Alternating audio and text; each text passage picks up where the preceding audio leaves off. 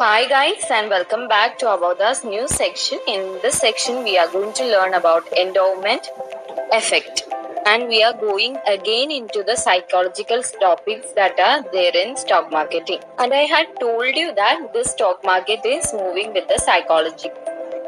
So we will be continuing with the psychological classes because it is important in stock marketing. Basically, in endowment effect, you can understand that many studies have been carried out for this endowment effect.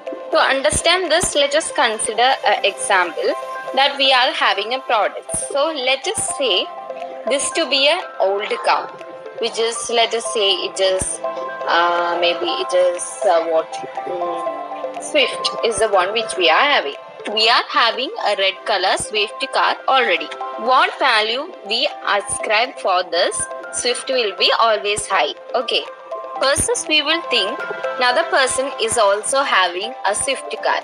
This example I am giving you to understand what will be the stock market, how the change will come.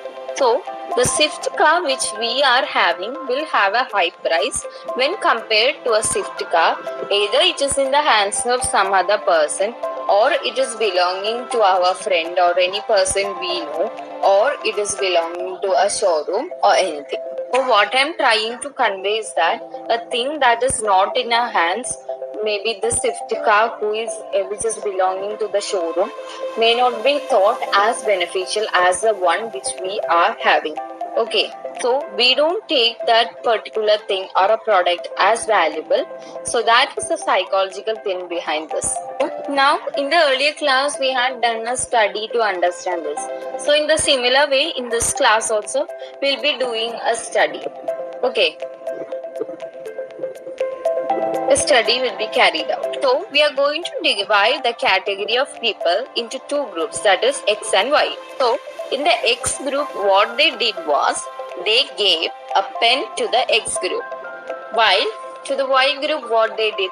They gave the ability of the people belonging to Y group to purchase a pen. So, the X group people were given pen free while the Y group were asked to purchase. And we know that for this X group they gave pen free while for the Y group, as I told, they wanted them to purchase. So all these people had pen with them. So in the next experiment what they did was they got or took away all the pens that were available with the both sets of people. They took away all the pens available with them forcefully. So what they did is, who all bought the pen with cash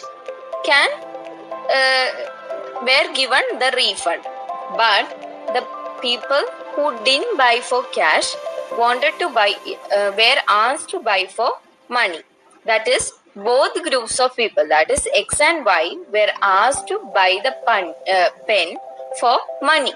72% were willing to buy for money. What is the psychology that is being working out here? How can we assume it with the stock market? Suppose you buy a thing and you are losing it. So you need extra money or the higher price to buy it again.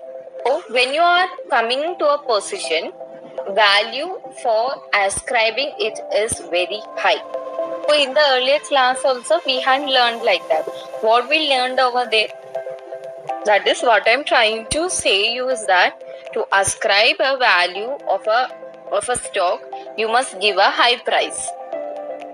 Suppose you think you bought a share for rupees 60. Okay, you just imagine this from the 60. The stock price is keeping on increasing and it is reaching to a value of rupees 100. So what is the profit that we get there? That is rupees 40. Here this plus 40 rupees is the profit. Okay. Suppose you think that this plus 40 after reaching 100 there is a drastic fall in this particular stock. What will be the next step for you? First, you just imagine if this particular stock, which has reached from 60 to 100, is reaching to a value of 80, this plus 20 profit. even though we are looking only at the loss. Even if we are having plus 20, what we will do? We will try to exit this position. That is endowment effect. This, you have got plus 40 as a profit, and we are not willing to let that profit skip from our hands. That is what I am trying to convey. Since you don't want to lose that plus 40, what you'll do? Plus 20 also when you get, you will exit. You won't exit when you are reaching to a negative value immediately. So when you are buying a stock or a share, you are actually fighting human psychology. So I'm telling you repeatedly because it's an important factor in stock trading. That is, profit booking is an important factor. That is when to lose a book and leave the place and go home. You should know well where we should book a loss. We must know, it is very important. That is, in this, what you see in this particular scenario, what we can see here is, let us look. Okay,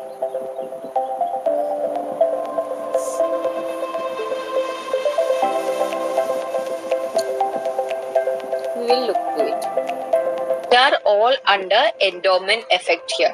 That is, whether we are having a fear that whether we will lose this profit which we have gained so far.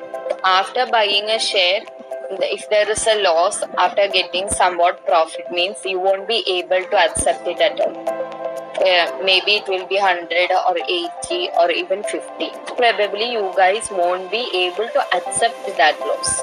What I'm trying to convey is, you must be able to accept that loss and also move with it. That's why we are looking mostly into the psychology part. Okay, and in the coming class, for the last two sections also, we will looking to the loss part only. Then we will be continuing with the psychology. We will be looking to mass psychology, what is the public psychology, and